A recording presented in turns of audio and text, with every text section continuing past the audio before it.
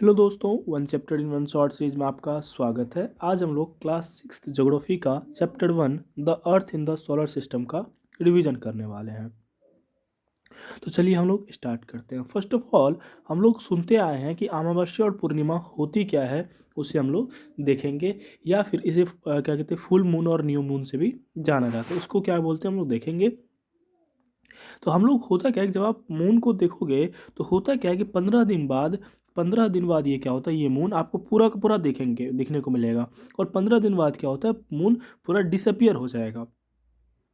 15 दिन को इंग्लिश में बोलते हैं फोर्ट नाइट। 15 दिन को इंग्लिश में क्या बोलते हैं, फोर्ट नाइट। तो 15 दिन बाद जब ये डिसअपियर हो जाता है तो इसे ही बोलते हैं न्यू मून। इसे ही क्या बोलते हैं, न्यू मून। और हिंदी में बोलते हैं अमावस्या। और 15 दिन बाद ये फुल पूरा पूरा मून दिखता है, इसे बोलते हैं फुल मून। और इसे हिंदी में बोलते हैं पूर्णिमा।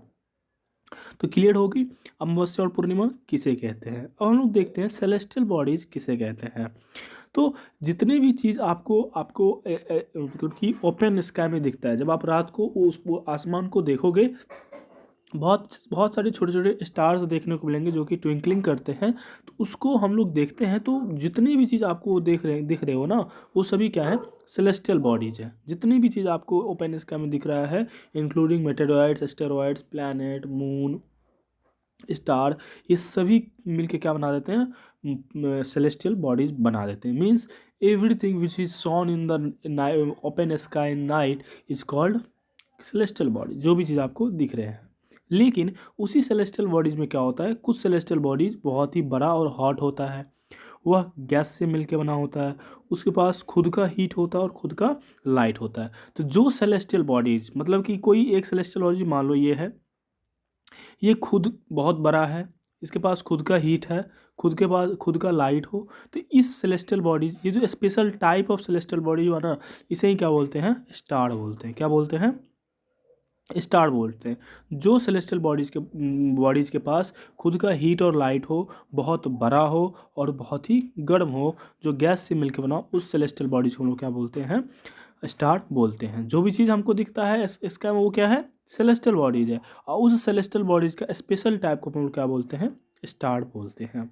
ठीक है। वो जो स्टार है बहुत ज़्यादा अमाउंट में क्या होता है, हीट और लाइट इमिट करता है। इमिट मतलब बाहर निकालता है। तो ये जो स्टार होता है वो स्टार क्या है, बहुत ही ज़्यादा अमाउंट में हीट और लाइट को इमिट करता है। फॉर एग्जांपल ले लेते हैं सन। सन जो है हमारे पूरे सोलर सिस्टम या फिर हमारे लिए सबसे नज़दीक का जो तारा है, उसे हम लोग सन बोलते हैं। सन को आप देखोगे, इसके पास खुद का लाइट है, खुद का हीट है, ये खुद गैस से मिलकर बना हुआ है, बहुत साइज ही बहुत बड़ा है। तो इसीलिए सन क्या है, आपका स्टार है। और स्टार से देख सकते हैं हम लोग क्या, जो लाइट गेन करते हैं, हम लोग को जो लाइट और एनर्जी मिलती है सन से ही मिलती है। मतलब कि स्टार बहुत ज़्यादा अमाउंट में लाइट और हीट एनर्जी रिलीज करती है। यहाँ तक क्लियर है। स्टार किसे कहते हैं, सन स्टार क्यों कहलाता है, क्योंकि स्टार बनने का जो कंडीशंस है ये सभी, वो सन के द्वारा फुलफिल की जाती है। ठीक है। While watching the night sky, we notice various patterns formed by different group of stars. These are called constellation. मतलब कि जब आप स्टार देखोगे, ऊपर देखोगे तो बहुत सारे पैटर्न आपको स्टार का देखने को मिलेगा। क्या देखने को मिलेगा, बहुत सारे अलग अलग पैटर्न देखने को मिलेंगे स्टार का। तो वो आपके एनसीईआरटी, अगर आपके पास बुक है तो एनसीईआरटी बुक में वो चीज़ें आपको दिखाई मीन्स दी गई है। तो वो जो पैटर्न है ना उस स्टार का, उस स्टार के पैटर्न को हम लोग क्या बोलते हैं, कॉन्स्टिलेशन बोलते हैं। उसी में से एक जो है कॉन्स्टिलेशन मीन्स उस स्टार के पैटर्न का नाम उर्सा मेजर है, जो कि हम देखते हैं जनरली। ठीक है। तो मतलब कि उसी कॉन्स्टिलेशन का एक एग्जाम्पल हो जाएगा उर्सा मेजर। और कॉन्स्टिलेशन होता है क्या है, ग्रुप ऑफ क्या, ग्रुप ऑफ आपको group of you can say star, group of star in certain pattern is called constellation, आप ये भी कह सकते हो। In ancient time, people used to determine this direction during the night with the help of stars in the north star indicate the north direction. It is called pole star. आप अगर क्या कहते हैं, पहले के ज़माने के या फिर आप बूढ़े लोगों सबको देखोगे, मिलोगे, तो उनको ये एक्सपीरियंस है। आजकल तो हम लोग कंपास लेके चलते हैं। कंपास कैसे बनाते हैं हम लोग, उन्होंने साइंस में देखा हुआ था। ठीक है।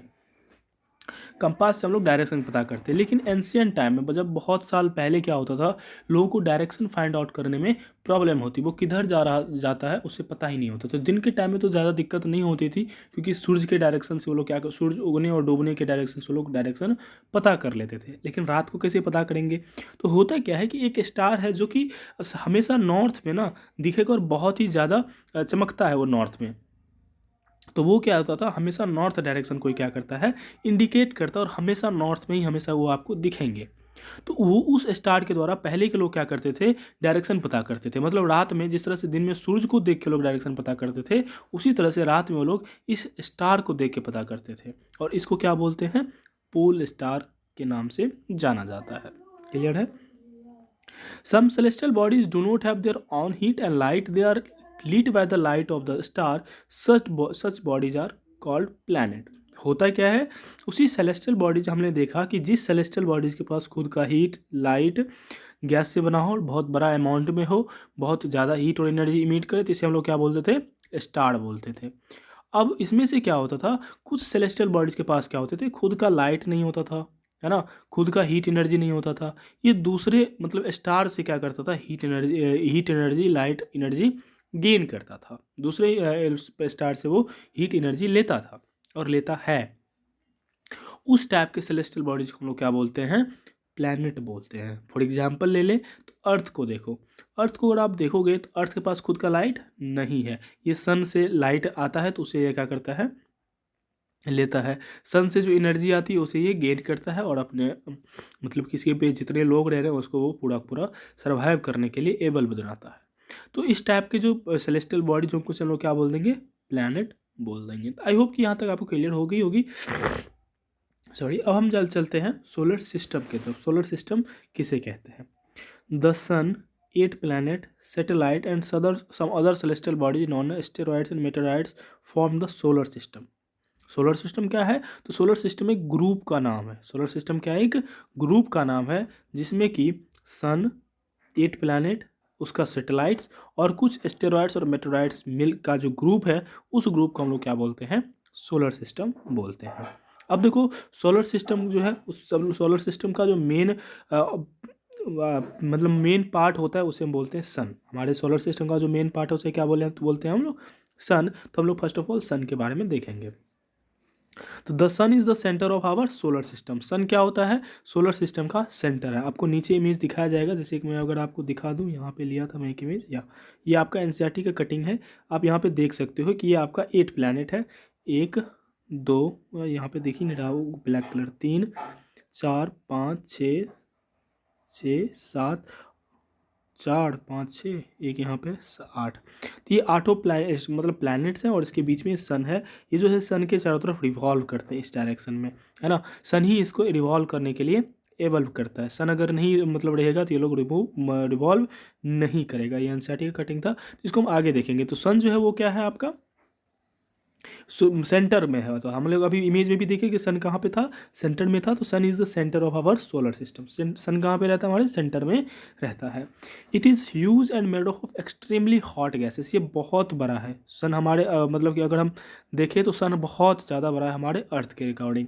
तो ये क्या है, बहुत बहुत बहुत बड़ा है। और ये एक्सट्रीमली है हॉट गैसेस। अगर आपको क्या कहते हैं टेम्परेचर के बारे में बता दूँ, तो सन का टेम्परेचर अबाउट 5 से 7 हज़ार डिग्री सेल्सियस तक क्या होता है, टेम्परेचर होता है। तो बहुत ज़्यादा गर्म होता है सन। क्या होता है, बहुत ज़्यादा गर्म होता है। तो इसकी वजह से ये मतलब कि इसको गैस मतलब स्टार के कंसिडर की जाती है और बहुत ही ज़्यादा गर्म गैसेस से होती है। एक क्वेश्चन आता है कि क्या कहते हैं यहाँ पे सन गर्म क्यों होता है? तो यहाँ पे जो है न्यूक्लियर फ्यूज़न होता है। न्यूक्लियर क्या हो जाता है, फ्यूज़न होता है। हाइड्रोजन, 2 हाइड्रोजन मिलके क्या बना देता है, हीलियम बना देता है। और हीलियम के कारण ये क्या होता है, बहुत ही, जब भी न्यूक्लियर कभी फ्यूज़न होगा ना, तो न्यूक्लियर फ्यूज़न के बाद क्या होता है, बहुत ही ज़्यादा हीट एनर्जी रिलीज होती है। तो वही केमिकल प्रोसेस चल रहा है अर्थ सन पे बहुत ज़्यादा हाइड्रोजन गैसेस हैं। और हाइड्रोजन गैसेस, जब 2 हाइड्रोजन गैस मिलता है तो हीलियम बना देता है।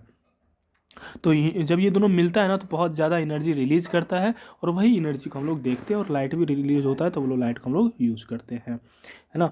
The pulling force of the sun binds the entire solar system. ये जो सन का जो पुलिंग सिस्टम है ना, पुलिंग मतलब सभी प्लैनेट को ये अपने तरफ क्या कर रखा है, खींच के रखा है, मतलब बांध के रखा है, तो उसे हम लोग क्या उसे क्या बोलते हैं, पुलिंग फोर्स। जिस फोर्स के द्वारा बाइंड करके रखा है सभी प्लैनेट को उसे बोलते हैं पुलिंग फोर्स। और उसी पुलिंग फोर्स के द्वारा वो क्या कर रखा है, सबको अपने में अपने चारों तरफ बांध के रखा है, नहीं तो फिर इधर उधर चला जाता। The sun is the ultimate source of heat and light for the solar system.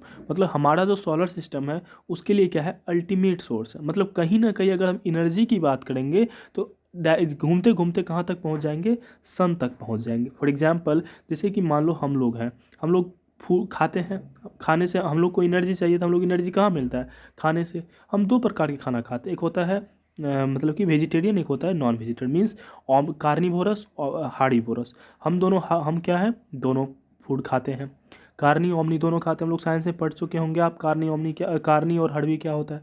For example हम लोग कार्नी हड़बी जो होते हैं उसे हम लोग ओमनी बोलते हैं, है ना। हम लोग क्या है, ओमनीवोरस है। तो हम लोग को ओमनीवोरस है तो या तो हम प्लांट खाएंगे या फिर खाएंगे क्या, क्या खाएंगे, एनिमल खाएंगे। मान लो कि सूर्य गायब हो गया, क्या हो गया, गायब हो गया, तो प्लांट भी क्या हो जाएगा, गायब हो जाएगा, फोटोसिंथेसिस नहीं होगा, प्लांट गायब। हम तो किस पे शिफ्ट हो जाएंगे, एनिमल पे शिफ्ट हो जाएंगे।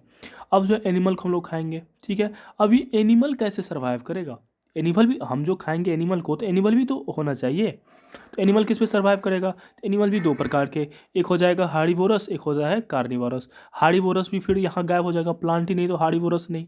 और कार्निवोरस जो है, कार्निवोरस पे भी किसके ऊपर डिपेंडेंट होता है, हार्डीवोरस पे। जब आप फूड चेन पढ़ोगे तो उसमें आपको पता चलेगा कि जो सेकेंड स्टेप होता है फूड चेन का वो होता है हार्डीवोरस। मतलब कि जो ये जो कार्निवोरस एनिमल है वो कार्निवोरस एनिमल क्या हो जाएगा, हार्डीवोरस पे डिपेंडेंट होता है। हार्डीवोरस तो पहले ही खत्म हुआ, क्यों, क्योंकि प्लांट ही खत्म, प्लांट जो खत्म तो सन एनर्जी खत्म, है ना। तो यहाँ पे देखो हम यहाँ से चल चल के कहाँ पहुँच रहे हैं, सन पे ही पहुँच रहे हैं।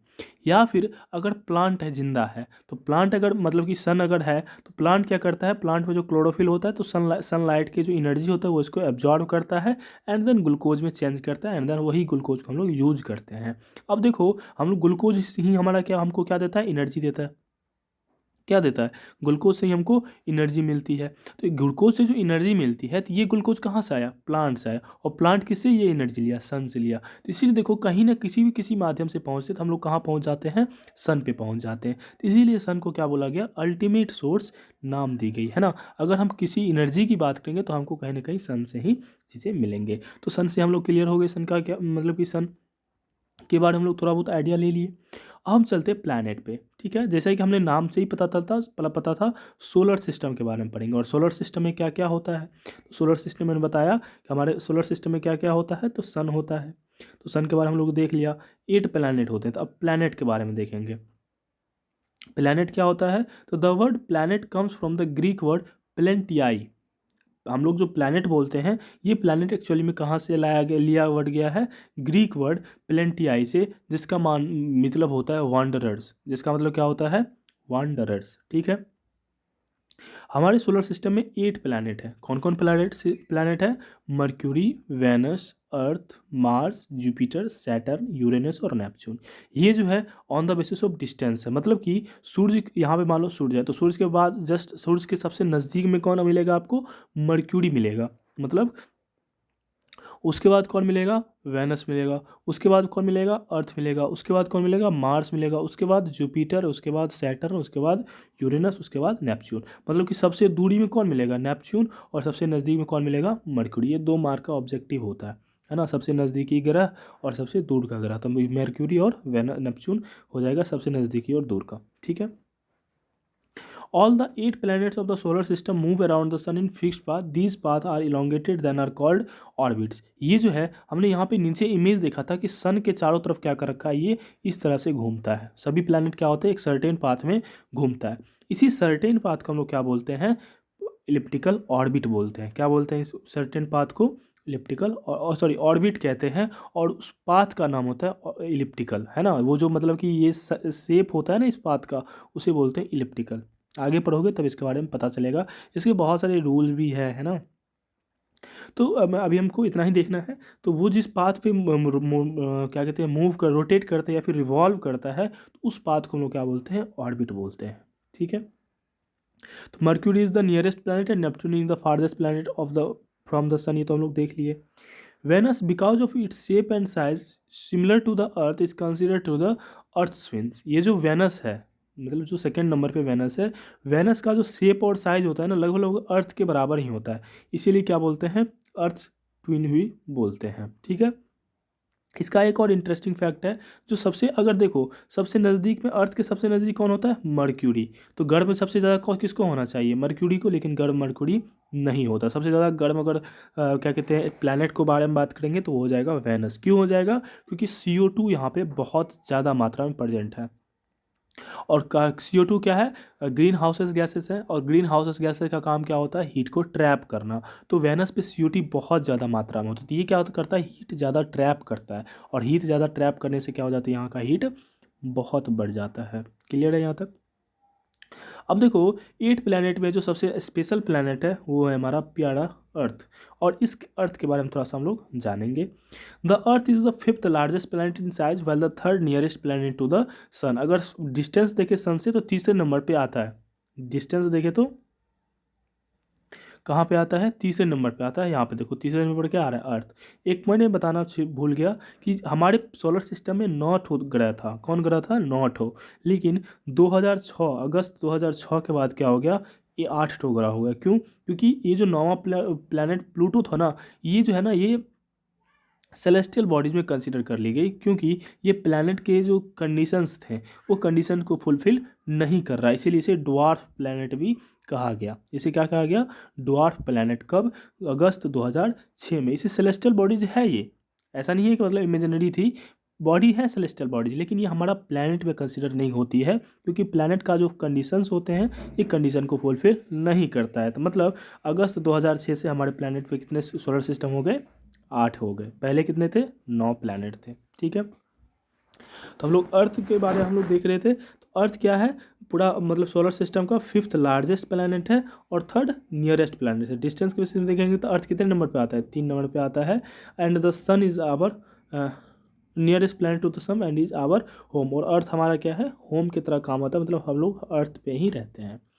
It is slightly flattened at the top poles, that is why its shape is called geoid. होता क्या है, बचपन में हम लोग से पूछता था कि अर्थ का शेप कैसा होता है, तो हम लोग बोलते संतरा का आकार का था, सेब आकार का था।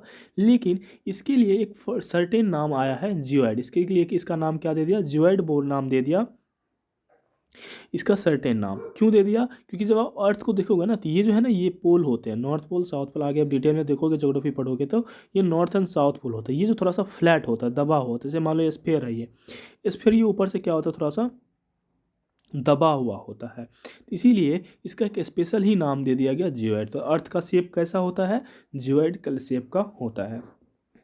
ठीक है। Condition favourable to support life are found only on the earth which can be listed as follows. मतलब कि हम लोग को जिंदा रहने के लिए जो जो कंडीशंस चाहिए, ये सिर्फ और सिर्फ अर्थ पे ही मिलेंगे। इसीलिए हम लोग क्या है, यहाँ पे जिंदा है। हम लोग को कौन कौन से कंडीशन चाहिए, तो जो कि यहाँ पे दिया गया है। पहला, प्रेजेंस ऑफ एयर। क्या चाहिए, एक सेकेंड।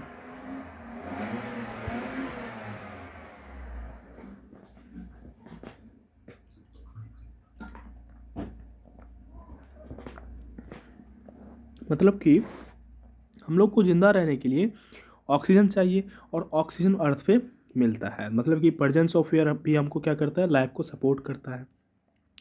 ना ही ज़्यादा ठंडी है, ना ही ज़्यादा गर्मी है। अगर ज़्यादा गर्मी रहती तो भी हम ख़त्म, और ज़्यादा ठंडी रहती तो भी हम ख़त्म। तो हमारे लिए दोनों जरूरी, दोनों मतलब कि बैलेंस अमाउंट में, इसीलिए हम लोग यहाँ पे जिंदा है। तीसरा रीजन है, यहाँ पे आपको वाटर की प्रेजेंस है ना, जल ही जीवन है, तो जल के कारण हम लोग का लाइफ क्या यहाँ पे एग्जिस्ट कर रहा है। और फोर्थ है, from the outer space the earth appears blue because it's 2/3 surface is covered by water, it is therefore called blue planet. वैसे ये तो 3 ठो कंडीशन था, ये कोई कंडीशन नहीं है, ये फैक्ट है। ये क्या है, फैक्ट है, ये 3 ही कंडीशन था। ठीक है। ये फैक्ट क्या है, तो जब आप स्पेस जाओगे ना, अर्थ से दूर जाओगे, तो दूर से जब अर्थ को देखोगे तो ये आपको ब्लू कलर का दिखेगा। क्या दिखेगा, ब्लू कलर का। और इसी कारण से इसे ब्लू प्लैनेट भी कहा जाता है। अब ये ब्लू दिखता क्यों है, तो क्योंकि धरती पे 75% क्या है, पानी है। धरती पे कितना परसेंट पानी है, 75%, सॉरी, या 75 कह सकते हो, 75% पानी है, 75% ही ना, हाँ 75 क्या है परसेंट पानी है, जिसे हम 2/3 बोलते हैं, इसे 3/4 होना चाहिए। 2/3 दिया है, 2/3 मतलब हो गया कितना 33 33 75% या फिर 2/3 मान लो, है ना। 75% है, आई थिंक परसेंटेज में 75% ही होता है, और जब फ्रैक्शन में हम इसको 2/3 बोलते हैं, इसे 3/4 होना चाहिए। 2/3 दिया गया यहाँ पे, आई डोंट नो यहाँ मिस्टेक है, हम थोड़ा सा भूल रहे हैं। और अब देख लेना अर्थ पे इतना ज़्यादा पानी है, मतलब कि ऐसे समझो कि 3 भाग धरती के 3 भाग में क्या है पानी, में से 3/4 होना चाहिए यहाँ था, यहाँ पे, ठीक है। तो ये जो है यहाँ पे क्या होना चाहिए, यहाँ पे क्या होता था 3/4 पानी प्रेजेंट है, जिसकी वजह से ये ब्लू होता है। अब देखो यहाँ पे एक चीज़ पॉइंट समझ में नहीं आता है कि जब पानी क्या होता है, वाटर कलरलेस होता है। क्या होता है, वाटर कलरलेस होता है, वाटर में कोई कलर नहीं होता है। देन ये क्या कहते हैं, ब्लू क्यों दिखता है। जब वाटर कलरलेस है तो फिर अर्थ जो है पानी के कारण क्यों ब्लू दिखता है। तो एक्चुअली होता क्या है, हमारा स्काई ब्लू होता है, हमारा स्काई क्या होता है, ब्लू होता है। अब प्रश्न यह है कि स्काई ब्लू क्यों होता है, due to scattering of light. जब आप आगे पढ़ोगे लाइट के बारे में, तो स्कैटरिंग ऑफ लाइट के कारण क्या होता है, हमारा स्काई ब्लू दिखता है। तो जब हमारा स्काई, मान लो कि ये अर्थ है, थोड़ा सा मैं इसको इरेज कर रहा हूँ और फिर बताता हूँ। हमारा ये मान लो अर्थ है, अर्थ का मान लो ये क्या है, स्काई है। ये कैसा कलर का है, ब्लू कलर का है। नीचे क्या है, यहाँ पे पानी है। तो पानी में क्या बनता है, इस ब्लू कलर का इमेज बनता है। क्या बनता है, इमेज बनता है। हम देखते हैं पानी के पास जाते हैं तो हमारा इमेज बनता है ना। उसी तरह से जो स्काई है, स्काई ब्लू होने के कारण पानी में क्या होता है, ब्लू इमेज बनता है। और जब हम ऊपर से देखते हैं तो ये अर्थ हमको कैसा दिखता है, यहाँ पे ब्लू इमेज दिख रहा है ना, तो यही हमको ब्लू इमेज दिखता है, और ये हमको कैसा अपियर होता है, ब्लू इस कलर का, है ना। तो पानी तो रीजन है ब्लू दिखने का, लेकिन पानी का कलर से इसका कोई लेना देना नहीं है। पानी क्या करता है, इमेज बना देता है स्काई का, दैट्स वाई ये क्या होता है, आपको ब्लू दिखता है, ठीक है। अब जो हम अपने मून के बारे में पढ़ते हैं, our earth has only one natural satellite, that is moon, है ना। हमारे पहले से जो भी सैटेलाइट है उसके सैटेलाइट में उसके पास क्या होते हैं, मून नहीं होता। मतलब मर्क्यूरी और वेनस के पास कोई मून नहीं होता। वैसे हम इसके बारे में नीचे डिटेल्स में देखेंगे, वो जो फोटो था। वट एवर हम अर्थ के बारे में देखें तो अर्थ के पास क्या होता है कि नेचुरल सैटेलाइट होता है, उसे हम बोलते हैं moon. It's appear so big because it is near to the our planet than our celestial bodies. हमारे सबसे नज़दीक की अगर सेलेस्टियल बॉडीज़ की बात होगी तो वो होगी मून। मतलब कि सबसे नज़दीक का जो सेलेस्टियल बॉडीज है वो मून है। इसी कारण से आपको बिग साइज भी दिखेगा, जबकि अर्थ से भी ये छोटा है। किससे छोटा है, अर्थ से छोटा है, लेकिन ये आपको बड़ा दिखेगा। जबकि अर्थ से सन जो है बहुत बहुत ज़्यादा बड़ा है, लेकिन वो छोटा दिखता है मून से भी। क्यों, क्योंकि बहुत ज़्यादा डिस्टेंस पे है ना। तो हमको दूर से देखते हैं तो इसीलिए हमको सन जो है बहुत छोटा दिखता है, अर्थ मून बहुत बड़ा दिखता है। लेकिन एक्चुअली में मून जो है अर्थ से भी छोटा है, और सूर्य जो है अर्थ से बहुत ज़्यादा बड़ा है, ठीक है।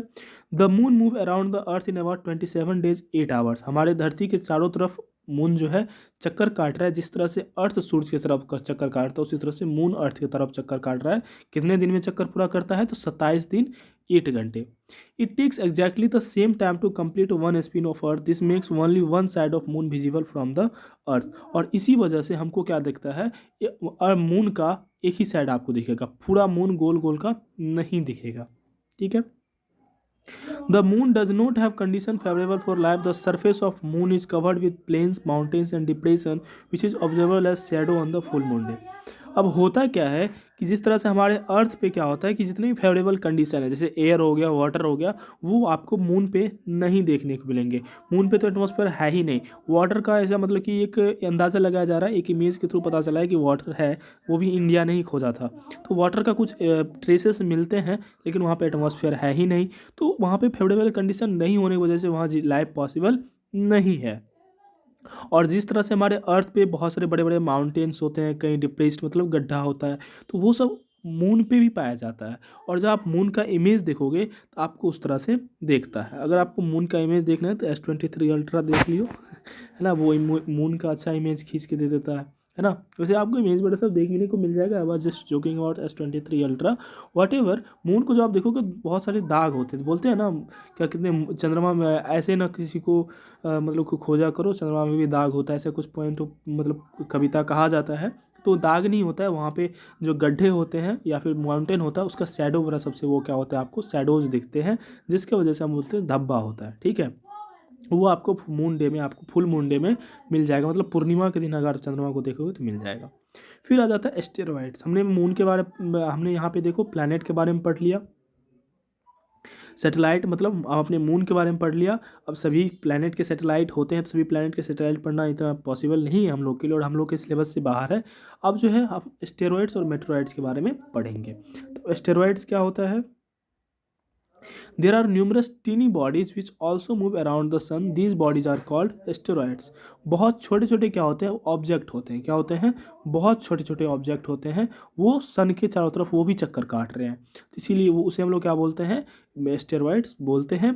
दे are found between orbit Mars and Jupiter. आप नीचे इमेज दिखाऊंगा, जैसे ये देखो, मैं इमेज दिखा ही देता हूँ, नहीं तो थोड़ा देखो यहाँ पे, ये देखो, ये मार्स है, ये जुपिटर है, इसके बीच में देखो ये जो दिख रहा है ना, इसे बोलते हैं एस्टेरॉइड्स बेल्ट। ये पूरा पूरा एस्टेरॉइड है। क्या है यहाँ पे? एस्टेरॉइड है। एक ये भी सर दर्द है, जब आप मून पे कोई, सॉरी मार्स पे कोई क्या कहते हैं, कोई सैटेलाइट वगैरह सब दिया जाता है ना, तो डर रहता है कहीं एस्टेरॉइड्स आके टकरा ना जाए। ये बहुत बड़ा डर वहाँ पे क्रिएट होता है जब मार्स या फिर जुपिटर की तरफ भेजा जाता है ना। तो इसके बीच में आपको एक बेल्ट तरफ से दिख रहा है, यहाँ पे बहुत सारे छोटे छोटे छोटे छोटे छोटे क्या आपको इमेज में दिख रहा होगा, मतलब स्टोन टाइप से दिख रहा होगा। तो ये जो छोटे छोटे हैं, ये क्या है? एस्टेरॉइड्स है, और जनरली आपको कहाँ देखने को मिलेंगे? आपको मार्स एंड जुपिटर के बीच में देखने को मिलेगा। The scientist believe that these are the parts of planet which are found by the explosion of planet many years एगो।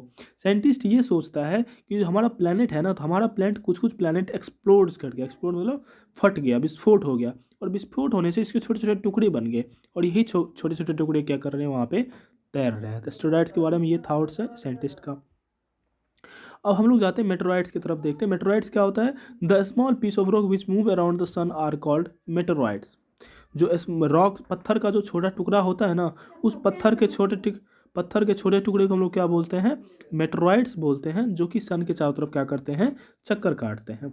एस्टेरॉइड्स और मेटेरॉइड्स में क्या डिफरेंस होता है? तो एस्टेरॉइड्स थोड़ा साइज में बड़ा होता है, और मेटेरॉइड्स क्या होता है? साइड में छोटा होता है। क्लियर है यहाँ तक? मेटेराइड्स छोटे छोटे पत्थर के टुकड़े होते हैं, उससे बड़ा अगर है तो वो क्या हो जाता है? एस्टेरॉइड्स हो जाता है। Sometimes these objects come close to the earth and drop upon it. While dropping on the earth, they get heated up and burn due to friction with the air and appear as flash of light. Metals sometimes do not get burned completely and strike our surface, creating a hollow. यही meteoroids क्या होते हैं? छोटे छोटे meteoroids कभी कभी अर्थ की तरफ भी आ जाते हैं। अर्थ के ग्रेविटी के कारण क्या होता है? अर्थ इसे अट्रैक्ट कर लेता है। अर्थ अगर अट्रैक्ट कर लेता है तो अर्थ की तरफ ये मूव कर जाता है। जब अर्थ की तरफ मूव करता है ये, तो होता है क्या ना, अर्थ के जो एटमॉस्फेयर है, लगभग 400 किलोमीटर थिक एयर का क्या है आपको, मतलब कि यहाँ पे एक ब्लैंकेट है। इस ब्लैंकेट में जैसे ही इंटर करता है ना, तो एयर के साथ इसका फ्रिक्शन होता है। एयर के साथ क्या होता है? फ्रिक्शन होता है। और जब ये आ रहा होता है तो बहुत ज़्यादा स्पीड होता है, बहुत हाई स्पीड होता है, और इस एयर के साथ बहुत ज़्यादा ये इसके साथ क्या होता है? घर्षण होता है, और घर्षण होने की वजह से बहुत ज़्यादा गर्म हो जाता है, मतलब क्या कहते हैं, बहुत बहुत ज़्यादा गर्म हो जाता है। तो बहुत सारे मेटेरॉइड्स क्या होते हैं? उस एटमॉस्फेयर में ही जल जाते हैं, जो कि आपको फ्लैश ऑफ लाइट की तरफ देखने को मिलेगा। कभी कभी रात को आप देखोगे उल्का पिंड की तरह आपको देखने को मिलेगा कि कोई चीज़ नीचे बहुत तेज़ी से वाइट कलर का गिर रहा है, वो जल रहा होता है मेटेरॉइड्स, है ना। लेकिन कुछ कुछ जो मेटेरॉइड्स होते हैं वो पूरा नहीं जल पाता, और कुछ टुकड़े धरती से स्ट्राइक कर जाता है, मतलब धरती से टकरा जाता है, और टकराने के कारण क्या बना देता है? गड्ढा बना देता है, तो जिसे हम लोग लेक्स बोलते हैं। आप लोगों का होमवर्क है कि कुछ उस लेक का नाम बताना है जो मेटेरॉइड्स के स्ट्राइक से बना हो, है ना। ये कमेंट आपको करना है, ठीक है। अगला पॉइंट है गैलेक्सी के बारे में। अब गैलेक्सी क्या होता है? तो galaxy is a huge system of billions of star and clouds, dust and gases. These are millions of such galaxy that makes a universe. अभी हमने एक सोलर सिस्टम के बारे में पढ़ा। अभी क्या किसके बारे में पढ़ा? सोलर सिस्टम के। इस सोलर सिस्टम में देखा कि 8 प्लैनेट थे, एक स्टार थे, और मेटेरॉइड्स, एस्टेरॉइड्स, ये सब मून वगैरह सब थे, लेकिन मेनरली देखे तो 8 प्लैनेट और एक सन था। ये जब बिलियंस ऑफ सन अगर मिलेगा ना, मतलब बिलियंस ऑफ स्टार जब मिलेंगे, तब एक सिस्टम, मतलब कि बिलियंस ऑफ स्टार जब मिलेंगे, तब एक गैलेक्सी का फॉर्म होता है। उसमें बहुत सारे डस्ट गैसेस वगैरह सब होते हैं, मेनली हम लोग स्टार पे फोकस करते हैं। तो एक हम लोग अभी एक स्टार सन को देख रहे होते हैं। जब ये बिलियंस ऑफ स्टार मिलेंगे तब एक गैलेक्सी को फॉर्म होता है, और जब बहुत सारे मिलियंस ऑफ गैलेक्सी मिलेंगे तब एक यूनिवर्स का फॉर्म होता है, जिसे हम लोग हिंदी बोलते हैं ब्रह्मांड। क्या बोलते हैं? ब्रह्मांड, है ना। पूरे ब्रह्मांड का इमेजिन कीजिए कि ब्रह्मांड कितना बड़ा होगा, है ना। एक मतलब कि गैलेक्सी में इतने सारे तारे, और मतलब इतने तारे का मिल के तब एक गैलेक्सी, और इतने गैलेक्सी मिल के ब्रह्मांड बहुत बहुत बड़ा है, ठीक है। Our solar system is part of Milky Way galaxy. हम लोग जिस गैलेक्सी में रह रहे हैं उसका नाम है मिल्की वे गैलेक्सी, है ना। तो मतलब हमारा सोलर सिस्टम जो किसका पार्ट है, मिल्की वे गैलेक्सी का पार्ट है। This galaxy is closer to millions of star that appear as a glowing path across the sky on clear night. इस गैलेक्सी में जो बहुत, हमने बताया गैलेक्सी में बिलियंस ऑफ स्टार होते हैं, इसमें जो बिलियंस ऑफ स्टार है, आप इसे जब रात को देखते हो खुली आंखों से, आप जब देखते हो आसमान में बहुत सारे स्टार चमकते हुए दिखते हैं, तो वो सब मिल्की वे के स्टार ही होते हैं, है ना, और बहुत ज़्यादा चमकते हैं। It was named Akash Ganga on the basis of imagination done in ancient India that is a river of light flow in the sky. इसका नाम जो हिंदी में बोला जाता है जनरली आकाश गंगा कहा जाता है। ये एक इमेजिनेशन के थ्रू नाम दिया गया था। इसका मतलब होता है रिवर ऑफ लाइट। क्या नाम होता है, रिवर ऑफ लाइट। जैसे रिवर ऑफ पानी को हम लोग बोलते हैं गंगा, गंगा बोलते हैं, उसी तरह से आकाश गंगा बोलते हैं कि ये रिवर ऑफ लाइट होता है। क्लियर है, तो इसीलिए इसे हिंदी में आकाश गंगा के नाम से जाना जाता है। आई होप कि पूरा पूरा पॉइंट क्लियर हो गया है होगा। अब जो है थोड़ा सा यहाँ पे हम इस फिगर आउट को देखते हैं। ये फिगर बहुत ही इंपॉर्टेंट है। मैं थोड़ा सा इसको जूम इन करता हूँ ताकि आपको इसको बाद में देखें, पहले इस इमेज को देखिए। क्लियर है। अब देखिए ये हमारा सन है, सन से नज़दीक मर्क्यूरी है, उसके बाद वेनस है, उसके बाद अर्थ है, उसके बाद मार्स है। इसका कलर चेंज कर लेता हूँ मैं, वाइट। उसके बाद मर्क्यूरी है, उसके बाद मार्स है, उसके बाद जुपिटर है, उसके बाद सैटर्न, उसके बाद यूरेनस, उसके बाद नेपच्यून। ये सभी आठों कलर देखे होंगे डिस्टेंस के बेसिस पे, तो अब दूर जा रहा है, ठीक है। उसके नीचे एक डाटा आपको दिया गया है, एक उसके नीचे क्या दिया, आप नंबर लिखी गई है। यहाँ पे 58, 58, यहाँ पे 108, यहाँ पे 152, 28, 778, 2869, 1427 और 14496। ये जो है मिलियन किलोमीटर डिस्टेंस है। ये जो है क्या है, मिलियन किलोमीटर डिस्टेंस। मतलब कि मर्क्यूरी सन से कितना डिस्टेंस पे, 58 मिलियन किलोमीटर के डिस्टेंस पे है। वेनस 108 मिलियन किलोमीटर के डिस्टेंस पे है। अर्थ जो है 150 मिलियन किलोमीटर। इस तरह से इसका डिस्टेंस मिलियन किलोमीटर में दी गई है, ठीक है।